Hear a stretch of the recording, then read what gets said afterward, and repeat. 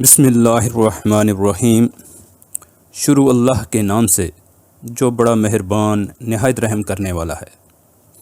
دوستو، نبی کریم صلی اللہ علیہ وآلہ وسلم کی پوری زندگی قرآن کی چلتی پھرتی تصویر ہے۔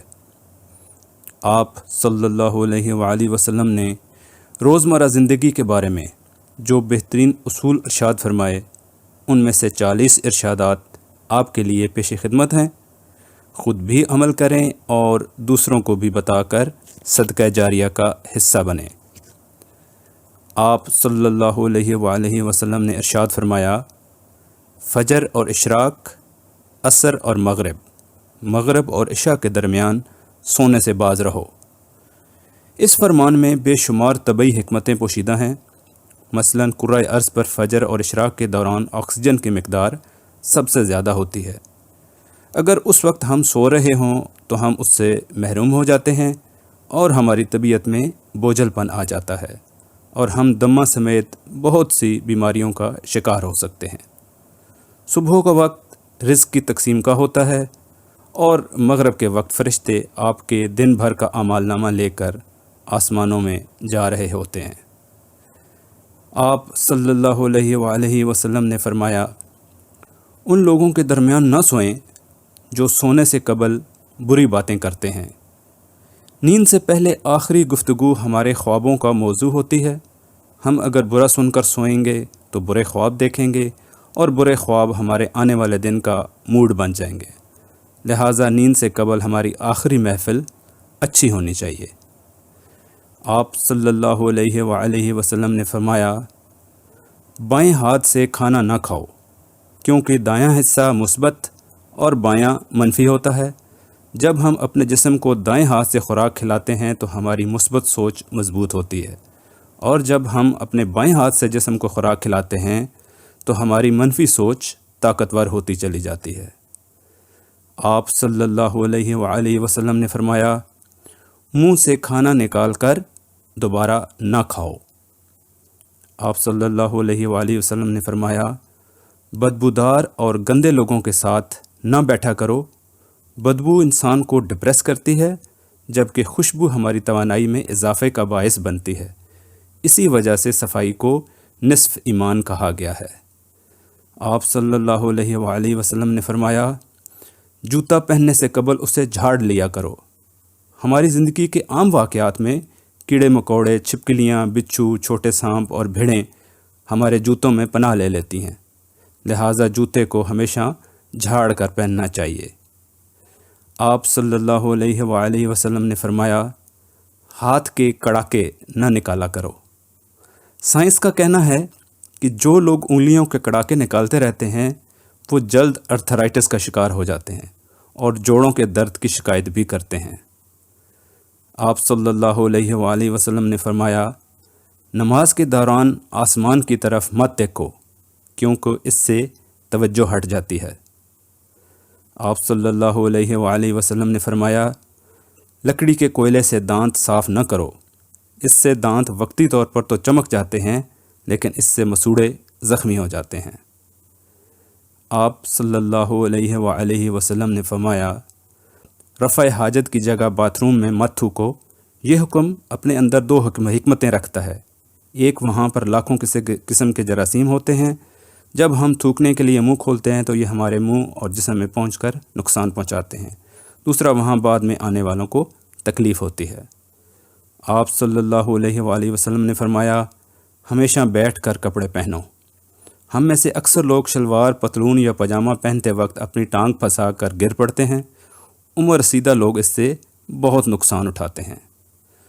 آپ صلی اللہ علیہ وآلہ وسلم نے فرمایا، اپنے دانتوں سے سخت چیز مت توڑو۔ دانت آپ کی زندگی کا قیمتی ترین اثاثہ ہوتے ہیں، اس لیے اس حکم میں بڑی حکمت ہے۔ آپ صلی اللہ علیہ وآلہ وسلم نے فرمایا، گرم کھانے کو پھونک مار کر ٹھنڈا نہ کرو، کیونکہ جب ہم گرم کھانے کو پھونک مار کر ٹھنڈا کرتے ہیں تو ہمارے منہ کے بیکٹیریا کھانے کو زہریلا بنا دیتے ہیں۔ ساتھ ہی ساتھ یہ حرکت تہذیب اور شائستگی کے بھی منافی سمجھی جاتی ہے۔ آپ صلی اللہ علیہ وآلہ وسلم نے فرمایا، کھانا کھاتے ہوئے کھانا کو سونگا مت کرو، کھانے کو سونگھنا بدتذیبی بھی ہوتی ہے۔ آپ صلی اللہ علیہ وآلہ وسلم نے فرمایا، اپنے کھانے پر اداس نہ ہوا کرو، اس سے دل میں ناشکری پیدا ہوتی ہے۔ آپ صلی اللہ علیہ وآلہ وسلم نے فرمایا، منہ بھر کر کھانا نہ کھایا کرو۔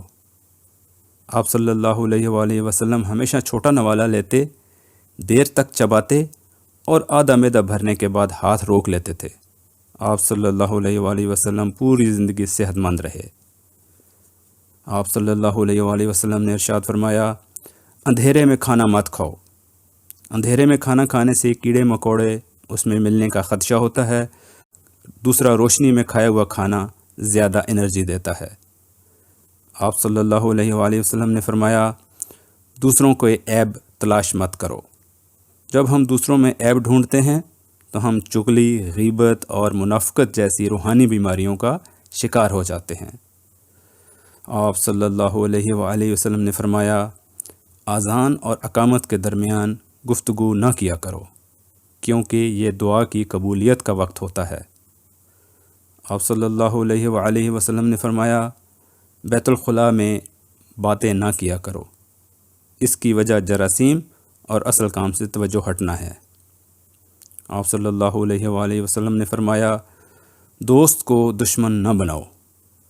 یہ فرمان نفسیات اور معاشرت دونوں کے لیے انتہائی اہم ہے، کیونکہ ہمارے دوست ہماری تمام کمزوریوں سے واقف ہوتے ہیں، اور جب یہ دشمن بنتے ہیں تو یہ دنیا کے سب سے خطرناک دشمن ہوتے ہیں۔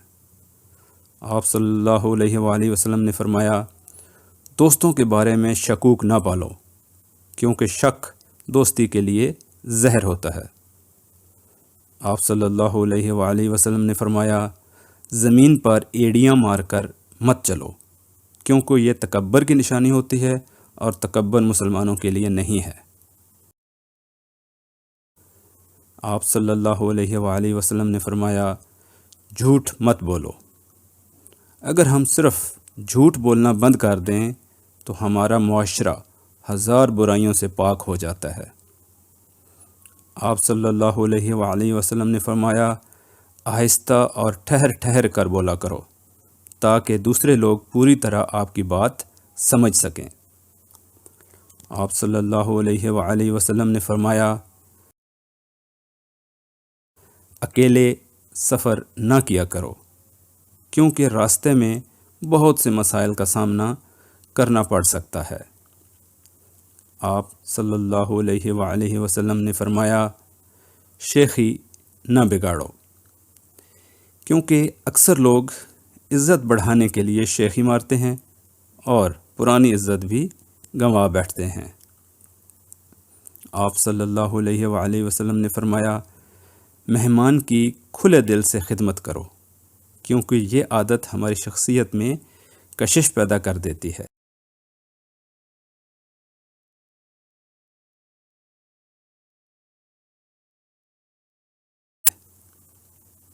آپ صلی اللہ علیہ وآلہ وسلم نے فرمایا، غربت میں صبر کیا کرو۔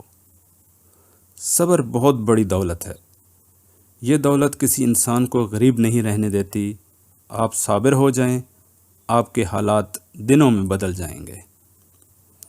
آپ صلی اللہ علیہ وآلہ وسلم نے فرمایا، جو شخص ہمیشہ سوال کرتا رہتا ہے وہ قیامت کے دن اس حال میں آئے گا کہ اس کے چہرے پر ذرہ بھی گوشت نہ ہوگا۔